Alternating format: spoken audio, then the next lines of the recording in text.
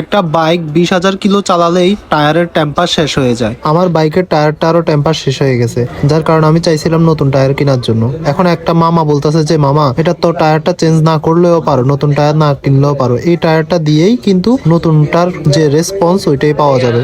তো বলছে কিভাবে? তো উনি বলতেছে যে এটার বিট কাটানো হয়। তো উনি নিজেই কাটে বিট, তো উনি আমার চাকাটার বিট কেটে দিচ্ছে। দেখেন কত সুন্দরভাবে স্মুথলি আবার নতুন টায়ারের মতো করে বিট কেটে নিচ্ছি। মামা খুব ইজিলি আস্তে আস্তে একটা ব্লেডের সাহায্যে বিটটা কেটে দিচ্ছে। এই বিট কাটার ফলে আমার নতুন টায়ার আর কিনা লাগে নাই। এখান দিয়ে প্রায় 6 থেকে 7,000 টাকা আমার সেভ হয়।